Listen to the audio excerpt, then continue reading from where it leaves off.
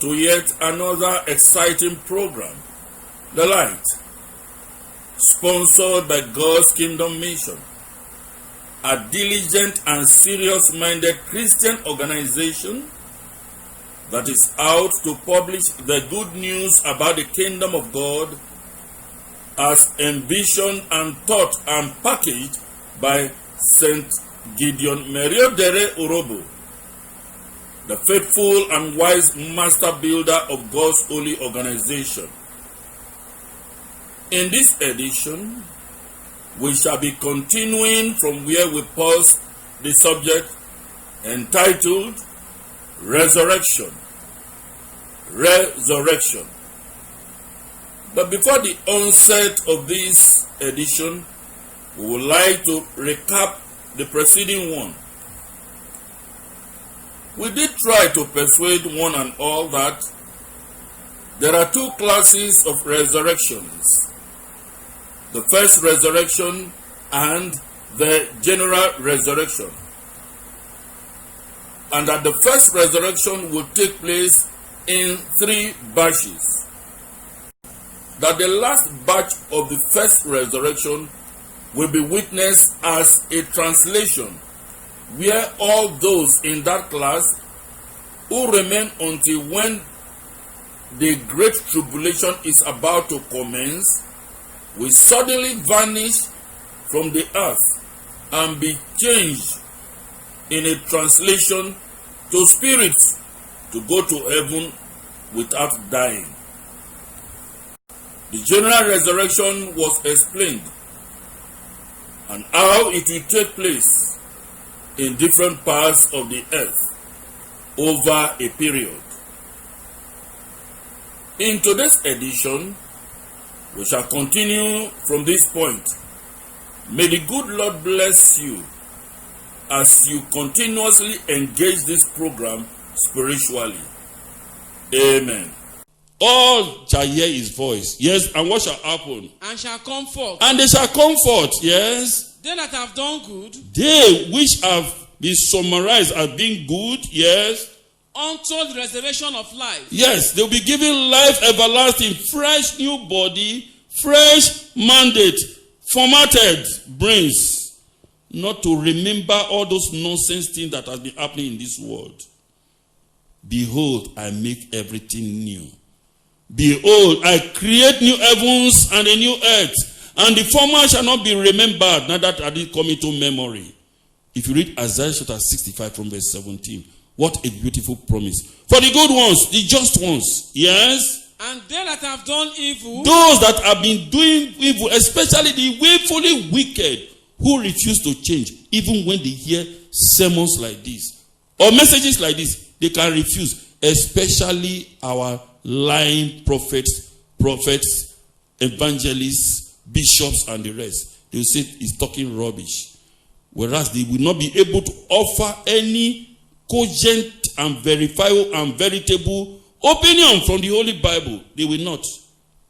Yes. Unto the resurrection of damnation. What is there is not damnation. The correct word is crisis. Crisis. K-R-I-S-I, meaning judgment. These people will now be judged according to their level of criminality, and they will be punished according to their crimes. And the period of their punishment is revealed in the Bible as just 100 years. 100 years. According to Isaiah chapter 65, verse 20. So, my dear listeners, it is very, very clear that this arrangement of God is very, very fine. In addition to this, I want to give another class. Not a classification of the resurrection, but in terms of timing.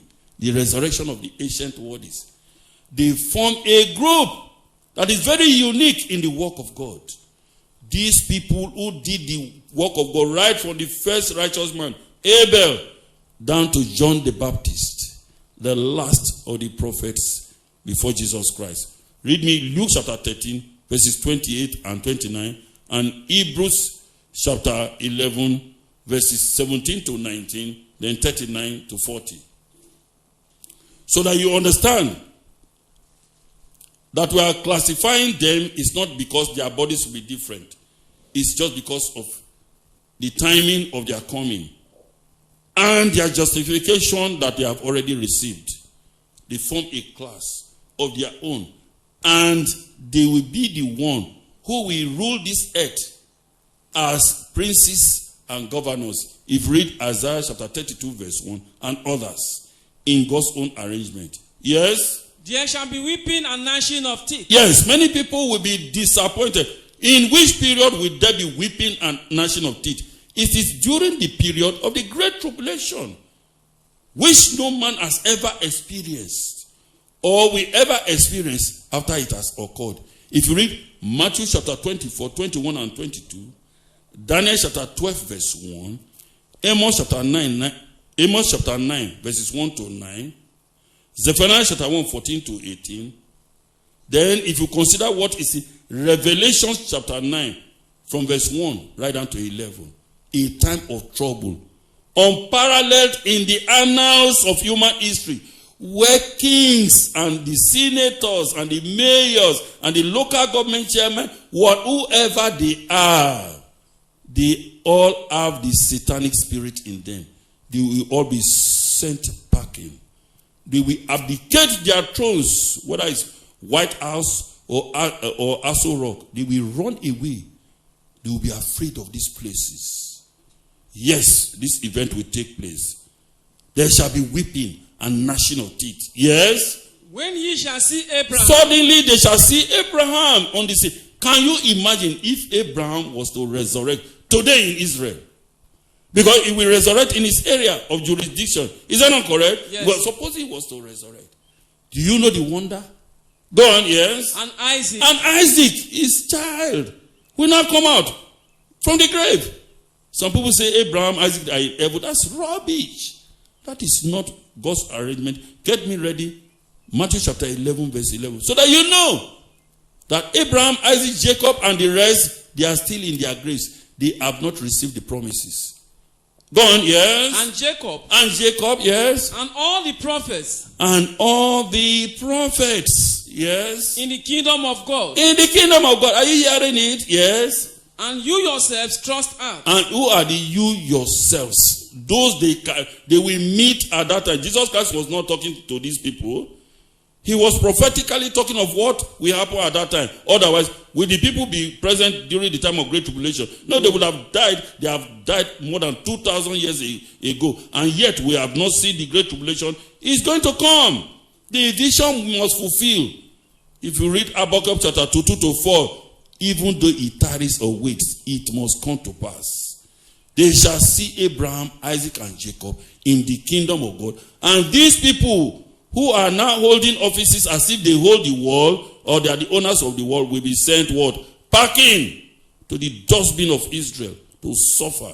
Go on, yes? And they shall come from the east. They shall now come. Who are the they? Others who are part and parcel of the great tribulation. If you read Revelation chapter 7 from verse 9 right down to 14, the righteous ones will not join them from the east, yes. From the west. From the west, yes. And from the north. From the north, yes. And from the south. And from the south. What a beauty. A large crowd. What will happen? And shall sit down in the kingdom of God. When they sit down, it's not ordinary seat. That is, they shall take charge. They shall take responsibility of governance of the kingdom of God. Here on earth, go now to Matthew chapter 11 verse 11. To tell you that the least among those who are going to heaven, those who will take part in the first resurrection, is greater than even the greatest man. Verily I say unto you. Yes, this is what Jesus Christ is saying. That this thing that he's saying is very, very correct. Yes. Among them that are born of women. Among them that are born of women, yes. There hath not risen a greater than John the Baptist. John the Baptist, who did his ministry not up to even 3 years. Can you imagine how big he is? He was a man that was commissioned to do a very big work. And Jesus Christ, the ultimate judge, is now saying that even Abraham is not bigger than John the Baptist. Is that not correct? Yes. Even Isaac, even David, even Solomon, even Isaiah, Habakkuk, Jonah, and all, Jeremiah, no one is bigger than John the Baptist. But he will say something. that many people do not know. Yes? Notwithstanding, However, yes? he that is least in the kingdom of heaven He that is least among those who will take part in the first resurrection, yes, is greater than he. is greater than John the Baptist. You see the classification? Go to many of these churches, whether they know this. They don't know it. They model up things and say that Abraham is already in heaven. Read me now Hebrews chapter 11, verse 13, then 17 to 19, then 39 and 40. Hebrews chapter 11, verses 13, 17 to 19, then 39 and 40. These all died in faith, All, Abraham, Isaac, Jacob, and the rest, they all died with this faith of resurrection. Yes? not having received the promises. They have not received the promises. If you have gone to heaven, have you not received the promise? Yes. They have not received the promises.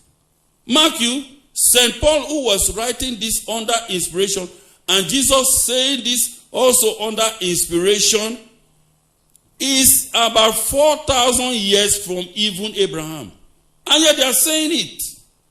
Go on, yes? But having seen them afar off, They saw these promises afar off. Go to 17, yes? by faith Abraham, By faith, Abraham. Listen, yes? when he was tried, When he was tried, offered up Isaac. he decided to offer. He did not care about the life of Isaac. Why? Yes? And he that had received the promises If- offered up his only begotten son, Yes, it appears as if he dashed his promises to pieces. He did not care. Yes, why? of whom it was said, Of whom it was said, that in Isaac shall thy seed be even called. with this promise in his head, he did not care about it. Yes? And counting that God was able to raise him up, He was looking forward to the day of resurrection. Now go to 39 and 40. Hebrews chapter 11, 39 and 40. To tell you how the Bible harmonizes itself. Yes? and this all, And this all, having obtained a good report through faith, having obtained a good report through faith, yes, received not the promise. they did not receive promise. They must wait until the last member of the remnant of the anointed ones will be sealed. If you read Revelation chapter 7 from verse 1, their number must be complete before the great tribulation will set in. And as the great tribulation is about setting it, God will resurrect these ancient words through Jesus Christ. As promised already and prophesied already by Job. He said, I know that my Redeemer liveth. Is that not correct? Yes. So he was saying the thing afar off. This great event that will happen to the ancient words. Go on, yes? God, having provided some better things for us, Yes, God having provided some better things. So in actual fact, they are the ones, the church of the firstborn are the ones that have a better resurrection. Is that not correct? Yes. Yeah, because they have a better things. And what is the better thing they have? Immortality. They are going to heaven. To rule from heaven as kings and priests. Whereas the ones who will be here, they will rule here as what? Princes and governors. Even though many of them are children of them. Yes, Abi? Yes. Yes, they are their children. Their children have now become the kings and priests. They themselves have now become princes and governors. And that is God's arrangement. That they must wait for these ones to receive that their better reward. Go on, yes. that they without us should not be made perfect. You know, are you hearing? Their number must be complete. Without that, in heaven, these people will not be resurrected. Having said this, my dear listeners, it is now very, very clear that really the resurrection is a very sweet message. That God has provided all these things. During the millennial reign of Jesus Christ, the general resurrection will take place. And that is what I've already explained, time without number in this message.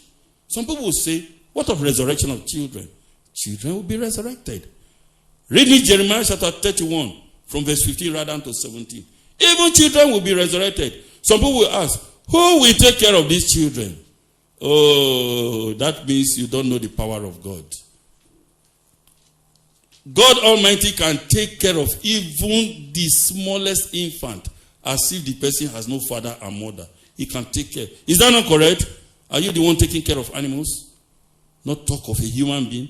God can take care of every situation. Jeremiah chapter 31, 15 to 17. Yes. Thus said the Lord. This is what God has said. Yes. A voice was heard in Ramah. A voice was heard in Ramah. He was now prophesying what will happen in Matthew chapter 2, verse 16 to 18, when Herod decided to kill all male children 2 years downwards. What a massive infanticide that took place. That Herod will be resurrected. He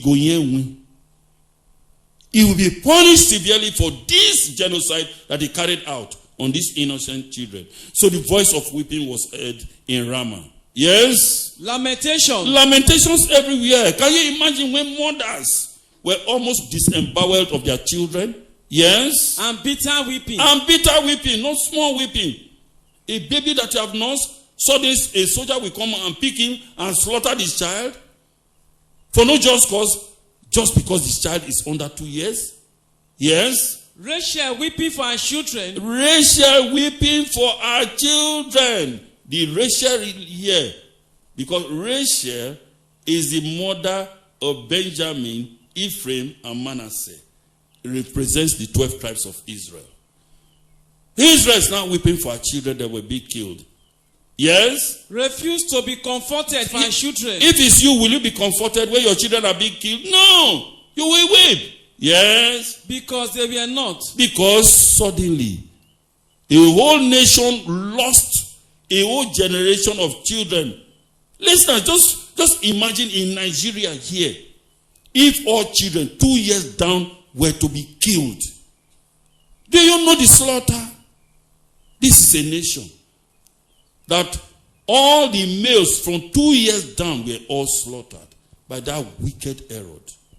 And that Herod actually died disgracefully. That is stage 1. He will be woken up. Then he will suffer in the hands of Jesus Christ. Yes? Thus said the Lord. This is what God has said. Yes? Refrain her voice from weeping. That which they should stop crying. Any woman that loses a child. Yes? And thy eyes from tears. And you should not weep no more. Yes? For thy work shall be rewarded. For your work of rearing up children, you will be rewarded. This place is ably supported in 1 Timothy chapter 2, 11 to 15. Yes? Saith the Lord. This is what God has said. Yes? And they shall come again from the land of the enemy. Are you hearing it? Where is the land of the enemy? The graves. They shall come. Can you imagine? Children will be resurrected. Some people used to ask me, Pastor, will they come with pampers? Don't ask me that question. That only means that you don't know the power of God. Children will be resurrected for all I know and care. That is what I know. Is that not correct? Yes. Anybody that has lost the children, you will see the children. Yes? And there is hope in thy end. And there is hope in thine end. The end of even Rachel, who has all the children, there is still hope at the end of the day. Yes? Saith the Lord. This is what God has said. Yes? That thy children shall come again to their own border. Can you imagine? No matter where you go and kill any child, the children will be resurrected in their own town. What a beautiful promise. Some people also will ask, what will happen to us when people are resurrected and they were already married? Things like that. Jesus Christ answered it. If you read Matthew chapter 22, from 23 to 30, he said it very, very clearly that anybody that undergoes resurrection and is now repackaged as a resurrected person will never taste marriage anymore.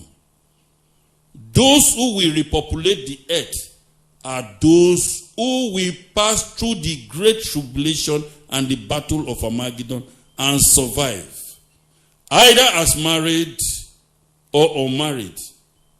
After all, this whole earth was populated by only 2 people. Yes.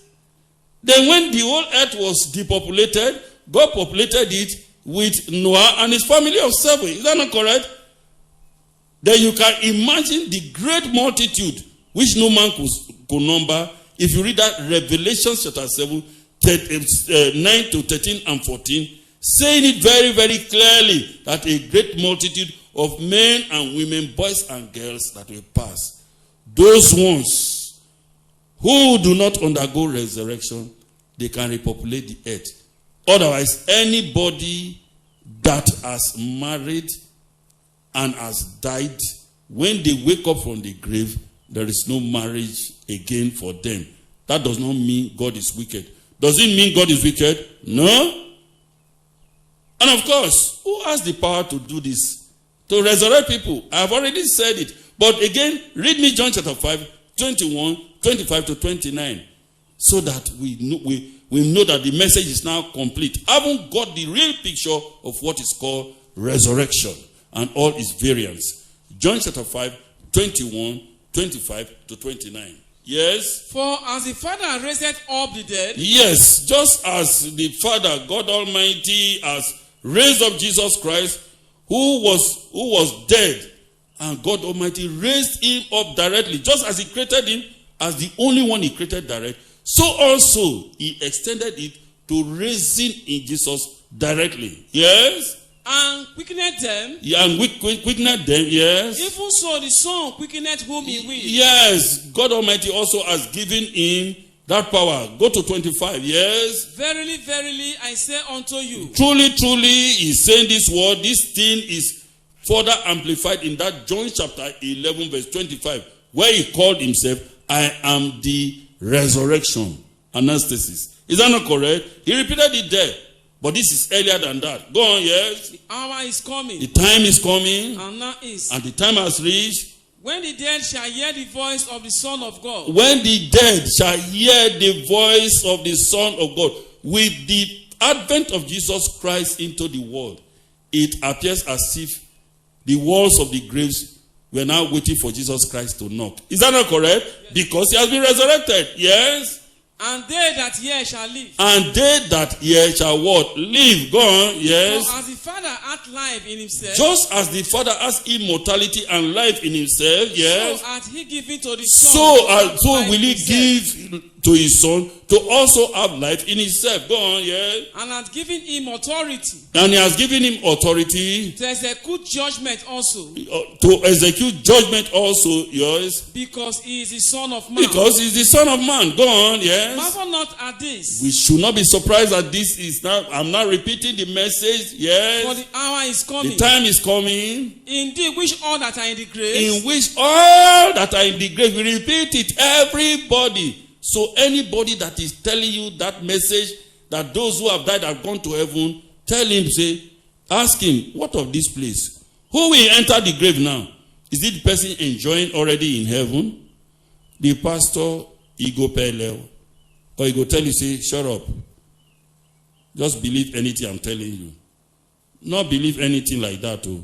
Use the Bible to confront them. Yes, go on. Shall hear his voice. Shall hear his voice, yes. And shall come forth. And they shall come forth. They that have done good. Anybody that have done good. Unto the resurrection of life. They will give it eternal life. Yes, not immortality, eternal life. If you read Romans chapter 2 verse 7, you will see the distinction there.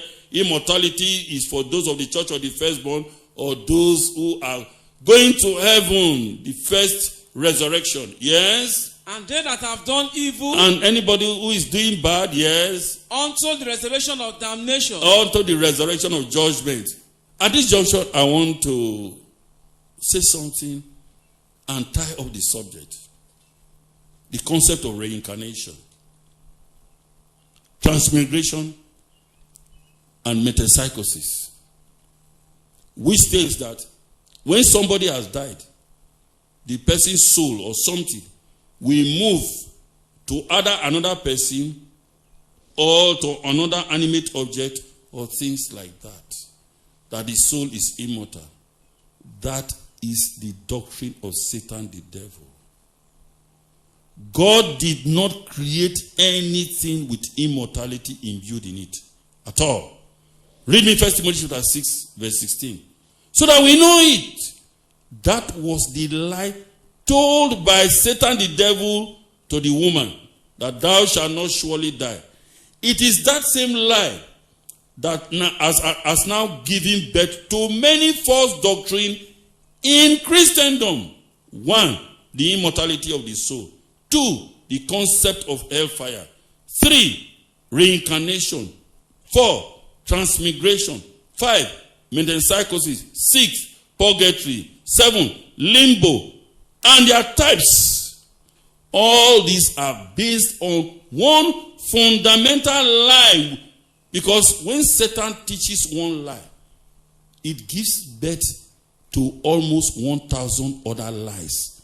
Unknown to many people, because immediately when your foundation of your teaching is that a person or something will continue to be existing after the thing has died, that means you are fallen to the trap of Satan the devil.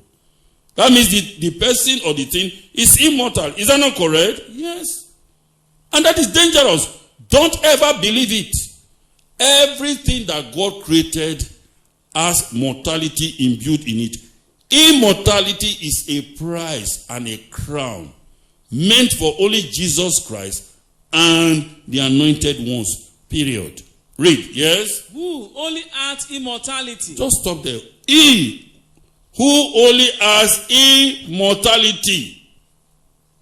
Continue to read. Yes? Dwelling in light which no man can approach unto. He is the only one that dwells in a light which no man can approach unto. Even a simple Bible student knows the person we are talking of. Is that not correct? Yes.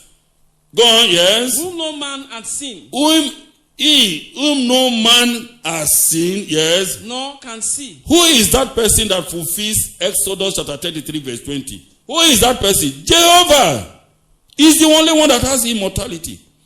Jesus Christ did not have immortality. That is why it was possible to send him to come and die. Otherwise, if he had immortality right from origin, God Almighty will not send him that message, because it will be a mute message.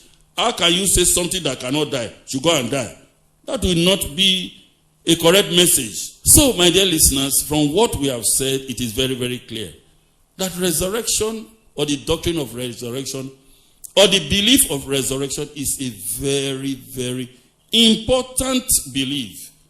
Like what we said, is one of the 10 of the cardinal doctrines of true Christianity.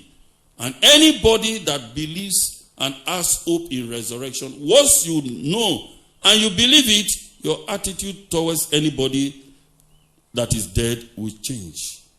You will comfort yourself and not be too sad, because you know that one day, by and by, there will be a resurrection, both of the just and the unjust, where everyone will be rewarded according to their works.